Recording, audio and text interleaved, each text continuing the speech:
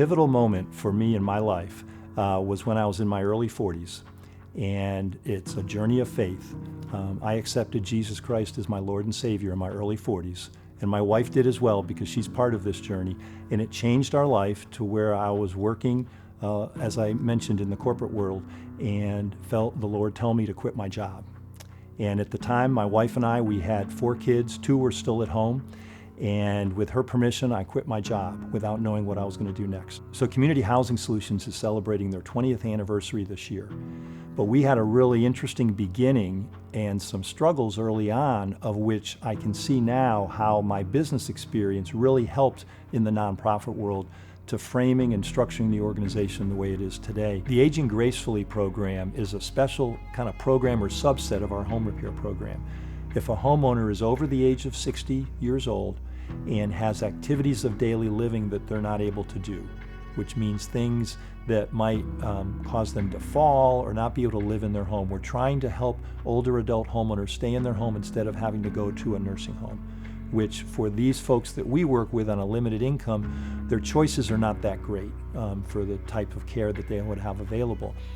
We test piloted this program that was developed by Johns Hopkins University with Cone Health. Cone Health provided the occupational therapists and the registered nurses that go into the home. So we're bringing care and home care, as well as one of our staff into the home, what I like to say, to write a prescription for accessibility modifications. So the occupational therapist says these are the types of accessibility modifications that would prevent them from falling and allow them to live a fuller life.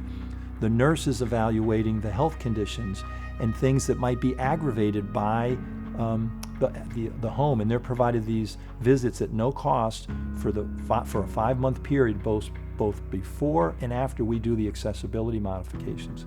Community Housing Solution comes in, does repairs, accessibility modifications, and the occupational therapist, after the modifications have been done, comes out and trains the homeowner on how to use them, whether it's a step-in shower or the ramp or reaching up to their cabinets with different things. And so it's been a phenomenal program that we do for those older adults that not only makes their home that they can live in for repairs that we've done, but also safer for them as well.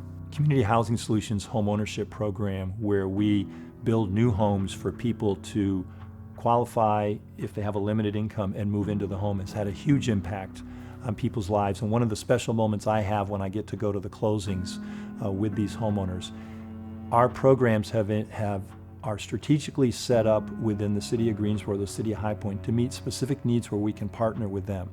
So as an example, in East Greensboro in 2018, we had a tornado that hit East Greensboro. And we have been able to build 10 homes in vacant lots, so taking homes that were demolished, and we were able to acquire the lots and build a new home and provide an opportunity for someone that might normally not be able to buy a home. When we were first started, we were started out of an idea and set up originally as an organization called Housing Greensboro, just focused in Greensboro. And organizations such as the City of Greensboro, the Community Foundation of Greater Greensboro, Habitat for Humanity, and the Greensboro Housing Coalition came together and we formed this nonprofit. I was not in the initial team, but I came on about a year after we started. If you know about icebergs, 10% of an iceberg is above the water that you can see. And I think of that as the 150 clients, homeowners that we work with every year, that we're serving, and it's seen above the water. But I also have seen an impact in the volunteers that we engage through our work to help us do the home repairs, where we have 600 to 700 volunteers that come out every year to work with us and assist us with home repairs. And so the fact that we can engage the community, we're a relatively small nonprofit staffing-wise with only 11 staff members that are either part-time or full-time, but by engaging people from the community, we're able to have a huge impact, not only on the homeowners that we serve, but also on the volunteers that we work with and engage, and how they say how much it means to them in their life. When I think of our organization and what makes us successful in the community, a couple things come to mind. First thing is just having a passion for the people that we serve. Our work is not about home repairs. It's really focused on the people that we're serving and what they need. Listening to them is so critical to what we do. and understanding their needs, and then bringing our resources, with can be volunteers willing to serve with us and funders that are making donations because they believe in our work, and we have this common mission and this common passion to serve others. That I think when you focus on the people and what their needs are, other pieces will come together. And I think of a puzzle and all the different pieces that have to come together. We go out and see an individual that needs home repairs, and so we see the vision of what that person does, but we don't have all the pieces. And it's been really neat to observe in our work over the 17 years how God has been so faithful in bringing funding that meets the needs, and the volunteers that we need, and the skills of our staff, and other resources that we might not even expect would come about. There's like a magic when you involve volunteers and people that are giving of their heart.